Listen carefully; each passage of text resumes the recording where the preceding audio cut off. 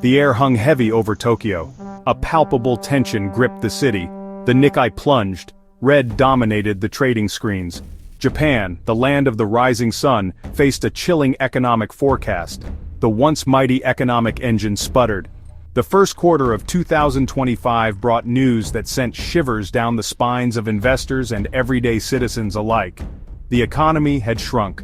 The unthinkable had happened. A contraction of 0.7%. The land of the rising sun found itself in an unexpected shadow. Experts and analysts scrambled, searching for answers in the labyrinthine world of economic indicators. At the heart of the matter lay a fundamental truth. Japanese consumers, once eager spenders, tightened their purse strings. Private consumption, the lifeblood of any economy, stagnated. The projected 0.1% increase never materialized.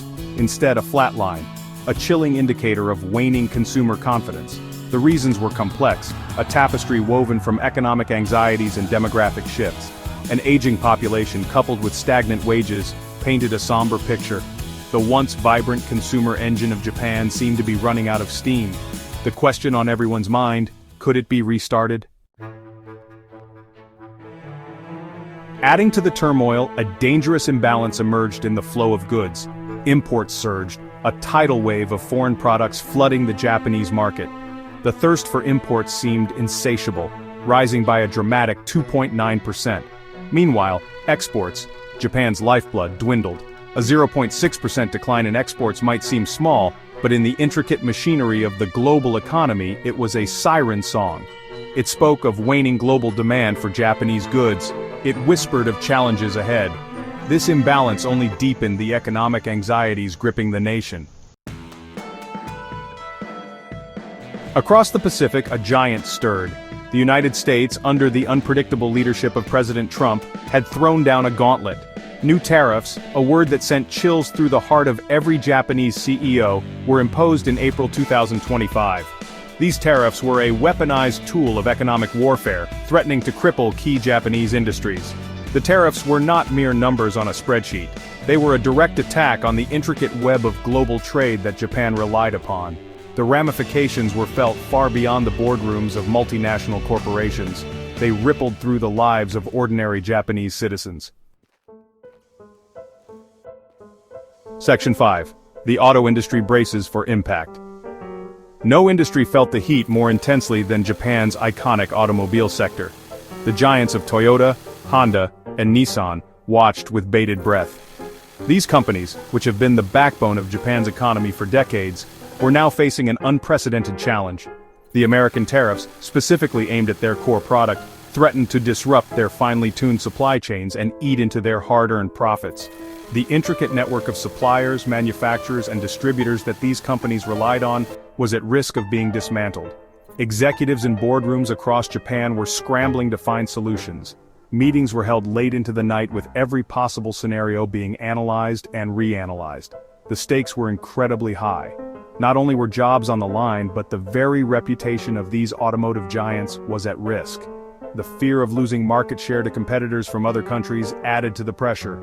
The American tariffs, specifically aimed at their core product, threatened to disrupt their finely tuned supply chains and eat into their hard-earned profits. The specter of unsold cars gathering dust in lots across America loomed large.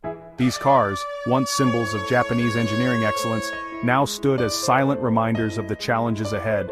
The logistics of shipping, storing, and selling these vehicles became a nightmare scenario for many. The specter of unsold cars gathering dust in lots across America loomed large.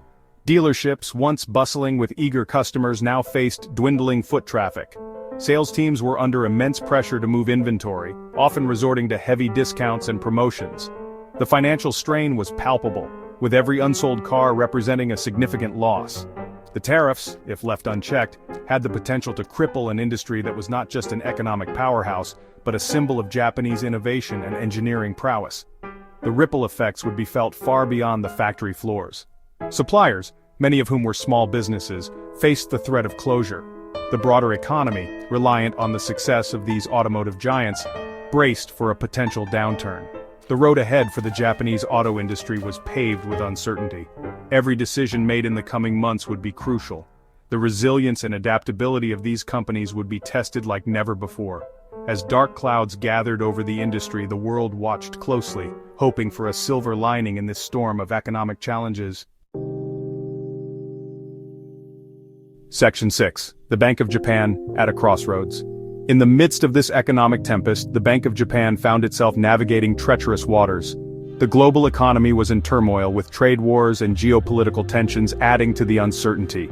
The BOJ had to make critical decisions that would impact not just Japan, but potentially the entire world. Tasked with steering the nation's monetary policy, the BOJ faced an unenviable dilemma. On one hand, they needed to stimulate growth and prevent deflation. On the other, they had to be cautious of creating asset bubbles and increasing national debt. The pressure was immense, and the stakes were higher than ever. The traditional tools seemed to be losing their effectiveness. Quantitative easing, negative interest rates, and other unconventional measures had been tried, but their impact was waning.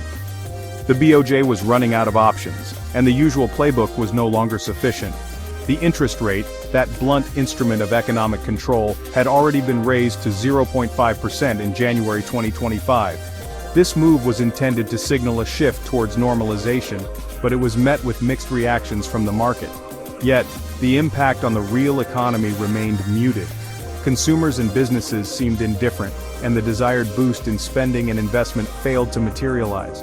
The disconnect between policy and reality was becoming more apparent. The looming threat of a global slowdown, fueled by the U.S. tariffs, made further rate hikes a risky proposition. The BOJ had to tread carefully, balancing the need for economic stability with the risks of exacerbating the slowdown. The BOJ, once a beacon of stability, now found itself grappling with forces beyond its control.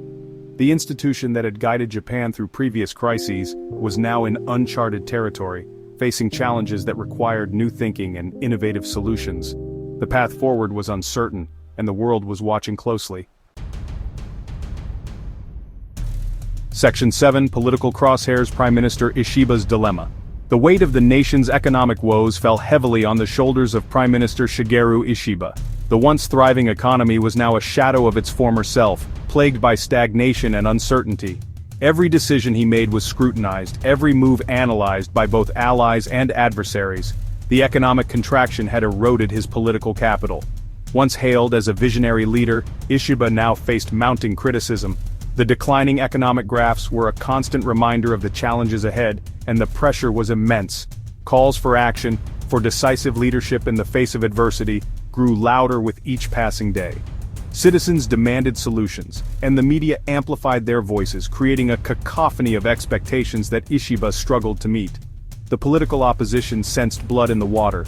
They saw an opportunity to undermine Ishiba's leadership and gain political ground.